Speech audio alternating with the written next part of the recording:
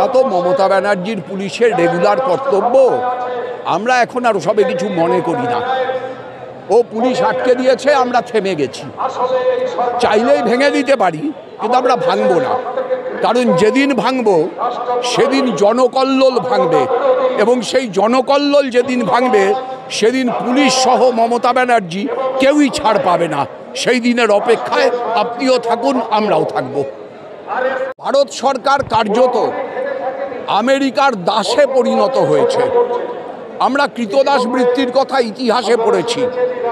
এক সময় যে ভারতবর্ষ জওহরলাল নেহেরু এবং যুগোস্লাভিয়ার মার্শাল টিটোর নেতৃত্বে জোট নিরপেক্ষ আন্দোলনের নেতৃত্ব করেছে, যে ভারতবর্ষ গর্বের সাথে বলেছে আমরা আমেরিকার দিকেও নেই, আমরা রাশিয়ার দিকেও নেই, আমরা জোট নিরপেক্ষ, সেই ভারতবর্ষ জোট নিরপেক্ষতাকে থেকে সরে এসে আজকে সাম্রাজ্যবাদের শিরোমণি আমেরিকার দাসানুদাসে পরিণত হয়েছে নরেন্দ্র মোদীর নেতৃত্বে।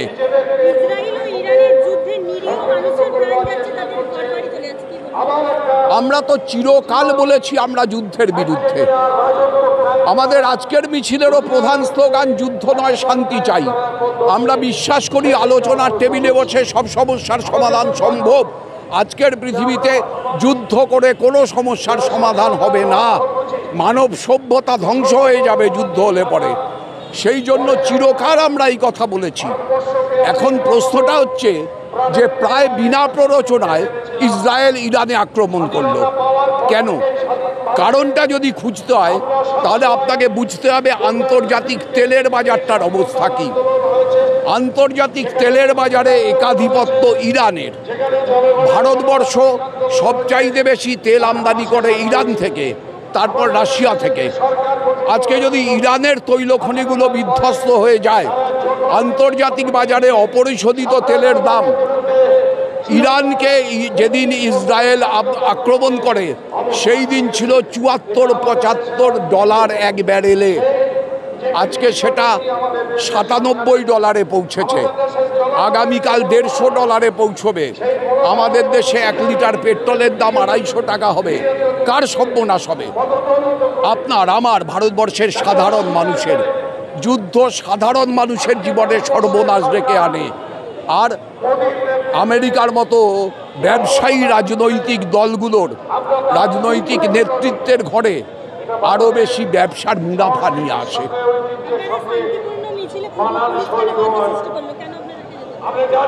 ওটা তো মমতা ব্যানার্জির পুলিশের রেগুলার কর্তব্য। আমরা এখন আর ওসবে কিছু মনে করি না। ও পুলিশ আটকে দিয়েছে, আমরা থেমে গেছি। চাইলেই ভেঙে দিতে পারি, কিন্তু আমরা ভাঙবো না। কারণ যেদিন ভাঙবো সেদিন জনকল্লোল ভাঙবে, এবং সেই জনকল্লোল যেদিন ভাঙবে সেদিন পুলিশ সহ মমতা ব্যানার্জি কেউই ছাড় পাবে না। সেই দিনের অপেক্ষায় আপনিও থাকুন, আমরাও থাকব। গোটা পৃথিবী জুড়ে মার্কিন সাম্রাজ্যবাদ যে অপরাধ সংগঠিত করে চলেছে, আমেরিকার প্রত্যক্ষ মদতে ইসরায়েল প্যালেস্তাইনে তাদের অধিকৃত জমির পরিমাণ বাড়ানোর চেষ্টা করে চলেছে শুরু থেকে। ওয়েস্ট ব্যাংক, গাজা ভূখণ্ড, আজকে গাজা ভূখণ্ডকে কার্যত শ্মশান কিংবা কবরে পরিণত করে দেওয়া হয়েছে। পৃথিবীর বৃহত্তম গণকবর বোধহয় গাজা ভূখণ্ডেই সংগঠিত হচ্ছে। নির্বিচারে নারী, শিশু, হাসপাতালে চিকিৎসারত মানুষ, বৃদ্ধ বৃদ্ধা, কাউকে বাদ না দিয়ে সমস্ত অসামরিক কেন্দ্রকে ধ্বংস করে গোটা গাজা স্ট্রিপকে একটা ধ্বংসস্তূপে পরিণত করেছে ইসরায়েল মার্কিন মদতে। আর যতবার রাষ্ট্রসংঘে তার বিরুদ্ধে ইসরায়েলকে যুদ্ধ বন্ধ করবার জন্য আবেদন জানানো হচ্ছে, ততবার আমেরিকা ভেটো দিচ্ছে। দুর্ভাগ্যজনকভাবে শেষ ভোটাভুটিতে ভারতবর্ষ ভোটাভুটিতে অংশ নেয়নি। এই যে ঘটনা, এই ঘটনার প্রতিবাদে এবং মধ্যপ্রাচ্যে মার্কিনী হস্তক্ষেপ বাড়ানোর প্রয়াসে ইরানকে ইসরায়েল যেভাবে আক্রমণ করলো, গোটা পশ্চিম এশিয়ায় অশান্তির বীজ বুনতে আমেরিকা যেভাবে চেষ্টা চালিয়ে যাচ্ছে, আজকে তার বিরুদ্ধে ক্ষোভ, তার বিরুদ্ধে প্রতিবাদ, তার বিরুদ্ধে বিক্ষোভ জানাতে আমরা মিছিলে সংগঠিত হয়েছি। ভারত সরকার কার্যত আমেরিকার দাসে পরিণত হয়েছে। আমরা কৃতদাস বৃত্তির কথা ইতিহাসে পড়েছি।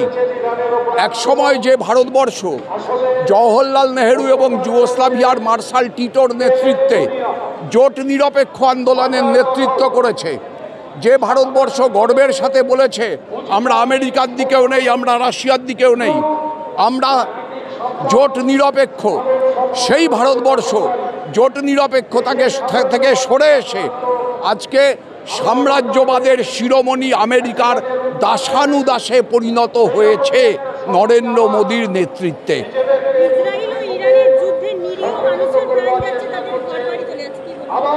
আমরা তো চিরকাল বলেছি আমরা যুদ্ধের বিরুদ্ধে। আমাদের আজকের মিছিলেরও প্রধান স্লোগান যুদ্ধ নয়, শান্তি চাই। আমরা বিশ্বাস করি আলোচনার টেবিলে বসে সব সমস্যার সমাধান সম্ভব। আজকের পৃথিবীতে যুদ্ধ করে কোনো সমস্যার সমাধান হবে না, মানব সভ্যতা ধ্বংস হয়ে যাবে যুদ্ধ হলে পরে। সেই জন্য চিরকাল আমরা এই কথা বলেছি। এখন প্রশ্নটা হচ্ছে যে প্রায় বিনা প্ররোচনায় ইসরায়েল ইরানে আক্রমণ করলো কেন? কারণটা যদি খুঁজতে হয় তাহলে আপনাকে বুঝতে হবে আন্তর্জাতিক তেলের বাজারটার অবস্থা কী। আন্তর্জাতিক তেলের বাজারে একাধিপত্য ইরানের। ভারতবর্ষ সবচাইতে বেশি তেল আমদানি করে ইরান থেকে, তারপর রাশিয়া থেকে। আজকে যদি ইরানের তৈলখনিগুলো বিধ্বস্ত হয়ে যায়, আন্তর্জাতিক বাজারে অপরিশোধিত তেলের দাম, ইরানকে যেদিন ইসরায়েল আক্রমণ করে সেই দিন ছিল $74-75 এক ব্যারেলে, আজকে সেটা $97 পৌঁছেছে, আগামীকাল $150 পৌঁছবে। আমাদের দেশে 1 লিটার পেট্রোলের দাম 250 টাকা হবে। কার সর্বনাশ হবে? আপনার, আমার, ভারতবর্ষের সাধারণ মানুষের। যুদ্ধ সাধারণ মানুষের জীবনে সর্বনাশ ডেকে আনে। আর আমেরিকার মতো ব্যবসায়ী রাজনৈতিক দলগুলোর রাজনৈতিক নেতৃত্বের ঘরে আরও বেশি ব্যবসার মুনাফা নিয়ে আসে।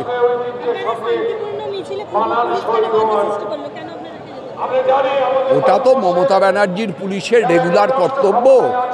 আমরা এখন আর ওসবে কিছু মনে করি না। ও পুলিশ আটকে দিয়েছে, আমরা থেমে গেছি। চাইলেই ভেঙে দিতে পারি, কিন্তু আমরা ভাঙবো না। কারণ যেদিন ভাঙবো সেদিন জনকল্লোল ভাঙবে, এবং সেই জনকল্লোল যেদিন ভাঙবে